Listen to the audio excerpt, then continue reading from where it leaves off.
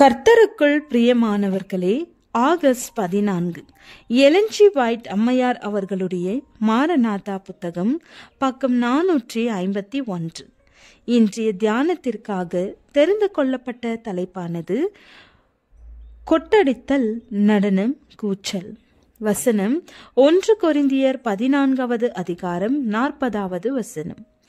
சகலமும் நல்லொழுக்கமாயும் கிரமமாயும் செய்யப்பட கடவது. நீங்கள் விவரித்த இந்த காரியங்கள் இவைகள் தவணையின் காலம் முடிவடைவதற்கு சற்று முன்னர் நடைபெறும் என்பதை ஆண்டவர் எனக்கு காட்டினார். ஒவ்வொரு அருவருப்பான காரியமும் செயல்முறையில் தெளிவாக எடுத்து காட்டப்படும். கூச்சலிடுவது, கொட்டடிப்பது, நடனமாடுவது, இசை ஆகியவை அரங்கேறும் பகுத்தறிவுள்ள மக்களது புலன்கள் மிகவும் குழப்பமடையும். அவர்கள் சரியான தீர்மானங்கள் எடுப்பார்கள் என்று நாம் நம்ப முடியாது. மேலும் இது பரிசுத்த ஆவியானவரின் அசைவாடுதல் என்றும் கூறப்படும். இத்தகைய முறைகளில் பைத்தியக்கார விடுதியினின்று வெளிவரும் கூச்சலை போன்ற நிலையில் பரிசுத்த ஆவியானவர் தம்மை ஒருபோதும் வெளிப்படுத்துகிறதில்லை.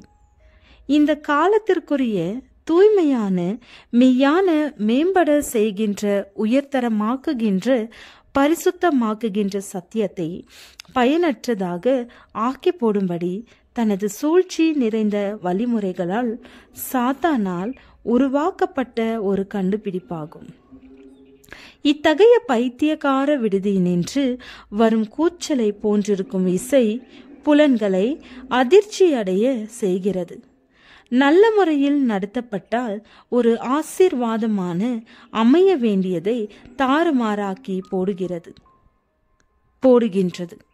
இத்தகைய சத்தத்தோடும் கூச்சலோடும் சாத்தானிய கூட்டங்களின் வல்லமையும் சேர்ந்து கொள்கின்றன. ஆனால் இது பரிசுத்த ஆவியானவரின் கிரியை என்ற பெயரால் அழைக்கப்படுகிறது.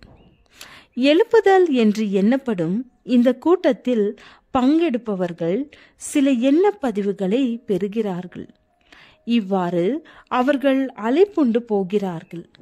வேத மூல கோட்பாடுகளை பற்றி இதற்கு முன்பாக என்ன அறிந்திருந்தார்கள் என்பதையும் இவர்களால் கூற முடியாது.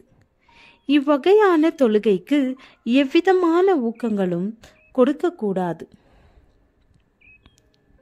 1844 ஆண்டிலே அந்த ஏமாற்றத்தின் வேலை கடந்து சென்ற பிறகு இதே விதமான செல்வாக்கு மீண்டும் வந்தது. இதே போன்ற அரங்க காட்சிகள் நடைபெற்றன. மனிதர் பரபரப்போடு செயல்பட்டனர். தேவ வல்லமை என்று எண்ணிக்கொள்ளப்பட்ட வல்லமை அவர்களிலே கிரியை செய்தது.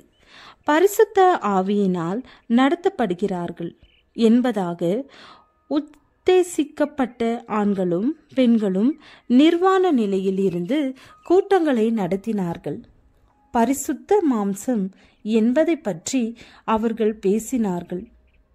சோதனைக்குட்படும் நிலைக்கும் அப்பாற்பட்ட நிலையில் தாங்கள் இருப்பதாக கூறிக்கொண்டார்கள். பாடினார்கள், கூச்சலிட்டார்கள். பலவிதமான செயல்முறைகளில் உரத்த சத்தத்தோடு காரியங்களை நடப்பித்தார்கள். இத்தகைய வேலைக்கு சாத்தான் உரு கொடுத்து கொண்டிருந்தான். மட்டுக்கு மீறிய சிற்றின்பமான வாழ்வே அதன் விளைவாக இருந்தது.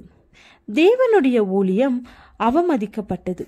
சத்தியம், பரிசுத்தம், உண்மைகள் ஆகியவை மானிட பிரதிநிதிகளால் மண்ணோடு மண்ணாக படிந்து போயிற்று.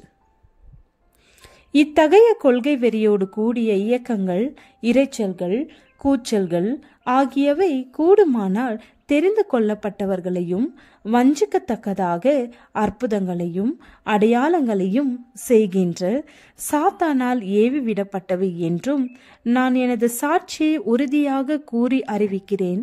நாம் சாத்தானின் பாயதந்திரங்களால் வஞ்சிக்கப்படாதபடிக்கு கிறிஸ்துவோடு ஒரு நெருக்கமான உறவை பேணி காத்து கொள்ளத்தக்கதாக மிகவும் எச்சரிக்கையோடு இருப்பது அவசியமாகும். ஆண்டவர் தமது ஆராதனை பரபரப்போடும் குழப்பத்தோடும் அல்ல, ஒழுங்கோடும் கிரமத்தோடும் நடத்தப்பட வேண்டும் என்று விரும்புகிறார். ஜெபம். கர்த்தாவே, உம்மை போல நாங்களும் உலகத்தில் பிரகாசிக்க உமது வெளிச்சத்தை எங்களுக்கு தாரும். ஆமென்.